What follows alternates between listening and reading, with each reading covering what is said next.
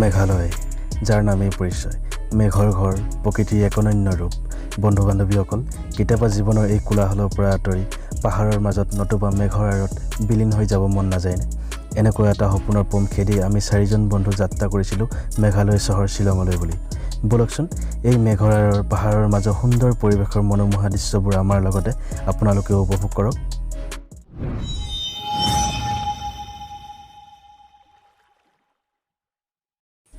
Guys আমি ধেমাজি ষ্টেচনৰ পৰা লাচিত এক্সপ্ৰেছৰ যোগেদি গুৱাহাটীত আমি পল্টন বজাৰ 8:30 মান বজাত উপস্থিত হওঁগৈ ৰাতিপুৱা এই এতিয়া আমি ফাইনেলি শ্বিলং যাত্ৰাটো আৰম্ভ কৰিব লৈছোঁ আমি শ্বিলঙত গৈ এডভেঞ্চাৰ টুৰটো কি হয় আমি দেখাই যাম আপোনালোকক লাষ্টলৈকে এনেকৈ আমি পাহাৰৰ মনোমোহা দৃশ্যসমূহ চাই চাই গৈ থাকোঁ ইয়াৰ পিছতে কিবা এটা খাওঁ বুলি এখন হোটেলত ৰওঁগৈ আমি সকলো তাৰপিছতে খোৱা লোৱা শেষ হোৱাৰ লগে লগে আমি আকৌ ওলাই দিওঁ ওলাই দিয়াৰ অলপ পাছতে আমি গৈ প্ৰথম আমি দেখোঁ শ্বিলঙৰ নোপোৱাৰ আগতে উমিয়াম লেক এইটো হৈছে উমিয়াম লেক ইয়াতে অলপ টাইম কটোৱাৰ পিছতে লগে লগে আমি শ্বিলঙত উপস্থিত হৈ দেখিছেনে কেনেকুৱা হৈছে আমাৰ অৱস্থাটো বৰষুণৰ বাবে আমি ৰেইনকোট পিন্ধি ওলাবলগীয়া হৈছে ইয়াৰ লগতে অলপ পাছতে আমি গ'লোঁ আপোনাৰ পুলিচ বজাৰ এখন শ্বিলঙৰ এখন ফেমাছ মাৰ্কেট হয় বজাৰত আমি অলপ টাইম ৰোৱাৰ পিছতে লগালগ আমি সেইদিনাই পাছবেলালৈ এলিফেণ্ট ফল চাবলৈ যাওঁ শ্বিলঙৰে তাতে বহুত এটা সুন্দৰ মনোমোহা দৃশ্য দেখিবলৈ আমি পাওঁ ইয়াৰ লগে লগে আমি এনেকৈ আহি থাকোঁতেই গধূলি হ'ল গধূলি সময়ত শ্বিলঙৰ দৃশ্য চাওকচোন শ্বিলঙৰ টাউনখন কি যে সুন্দৰ লাগিছে নেক্সট দিনা আমি পুনৰ এনেদৰে ৰুমৰ পৰা শ্বিলঙৰ কিছু প্ৰাকৃতিক দৃশ্য চাওঁগৈ বুলি ওলাই গ'লোঁ এইটো আছিলে আমাৰ ৰুমৰ কেম্পাছটো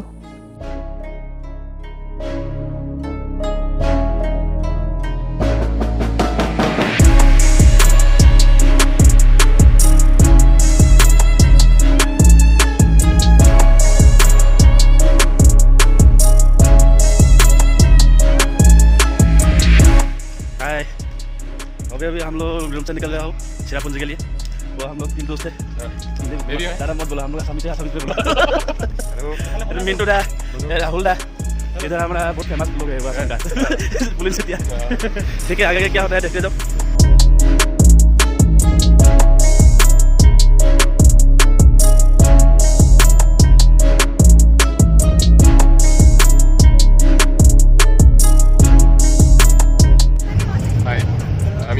চেৰাপুঞ্জীত গৈ আছোঁ আপোনালোকে চাই থাকক আমি চেৰাপুঞ্জীত কি দেখোঁ আপোনালোক দেখুৱাই থাকিম চাই থাকক আপোনালোকে টোটেল 8টা প্লেচ আপোনাৰ স্পট আছে চাবলৈ আমাৰ আপোনালোকে যদি ইয়াত আহে কি কয় MDTC বাছ লগত টুৰিষ্ট গাইড থাকিব মাত্ৰ 600 টকাত আপোনালোকে 8টাকৈ আপোনালোকে প্লেচ ভিজিট কৰিব লগত টুৰিষ্ট গাইড থাকিব ঘূৰি ভাল পাব আপোনালোকে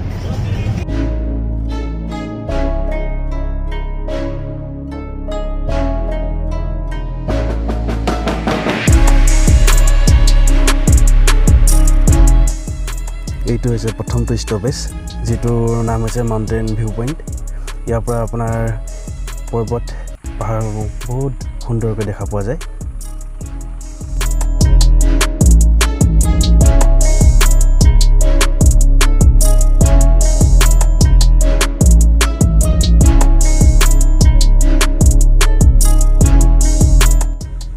আমি নেক্সট ষ্টপেজ পাইছিলোঁগৈ চেৰাপুঞ্জীৰ 7 ছিষ্টাৰ ফল এইটো হৈছে চেৰাপুঞ্জী 7 ছিষ্টাৰ ফল কিন্তু এইটো সময়ত এতিয়া পানী বেছি নাই কাৰণে আমি খুব ভালকৈ দেখা নাপালোঁ যেতিয়া পানী বেছি হয় ইয়াতে আপোনাৰ 7 ছিষ্টাৰটো বহুত স্পষ্টভাৱে দেখা পোৱা যায়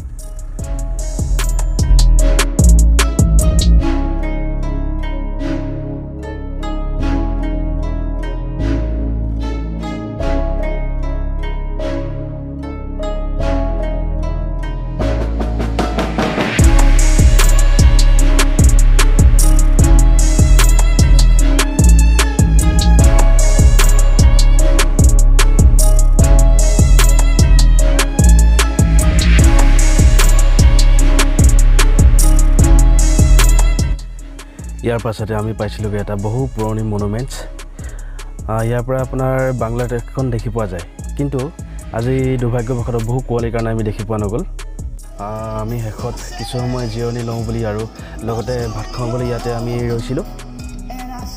পৰিৱেশটো খুব সুন্দৰ লাগিছিল, সকলো ফালে গীত মাত গাই আছিল।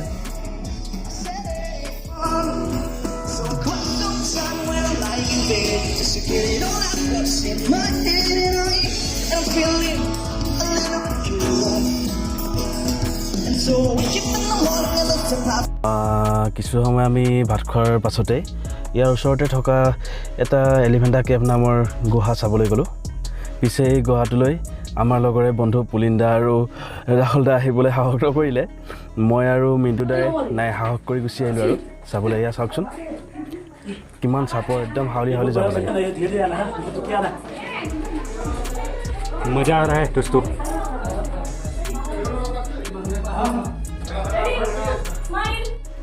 ইয়াৰ পাছতে আমি চহৰাত থকা এখন ইক' পাৰ্কলৈ বুলি গ'লোঁ। ইয়াৰ পৰা আপোনাৰ যিটো 7 ছিষ্টাৰ অৰিজিন পইণ্ট, সেই অৰিজিনটো ইয়াৰ পৰা দেখা পোৱা যায়। এইটো 7 ছিষ্টাৰ অৰিজিন হয়, ইয়াৰ পৰা 7 ছিষ্টাৰ এইটো ষ্টাৰ্ট হৈছে।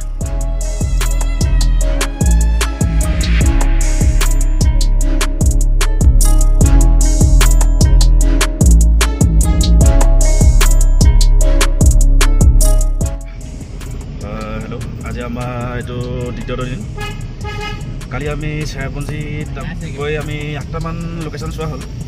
আজি আমাৰ ছেকেণ্ড ডে। এতিয়া আমি ওলাই আছোঁ মাৰখাম ভেলী।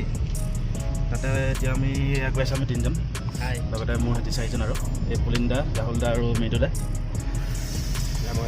তাৰপিছত চাই থাকক আমি গৈ এতিয়া তাত কি পাওঁ আপোনালোকক দেখাই আছোঁ। এতিয়া আমি বৰ্তমান এইটো মাৰখাম ভেলীত পাই গ'লোঁ।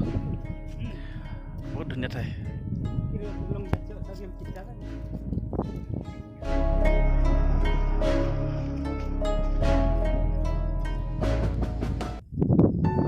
এইটো হ'ল মাৰখাম ভেলী।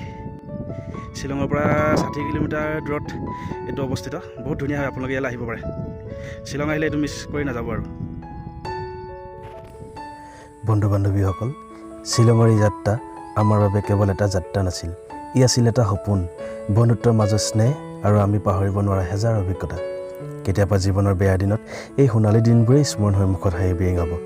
ধন্যবাদ আপোনালোকে আমাৰ এই যাত্ৰাৰ লগত একেলগে অনুভৱ কৰাৰ বাবে। ই কেৱল এটা নতুন আৰম্ভ। ভিডিঅ'টো যদি ভাল পালে লাইক এটা কৰিব নাপাহৰিব। লগতে এনেধৰণৰ ভিডিঅ'সমূহ আগলৈকে পাই থাকিবলৈ চেনেলটো ছাবস্ক্ৰাইব কৰি ল'ব। ধন্যবাদ।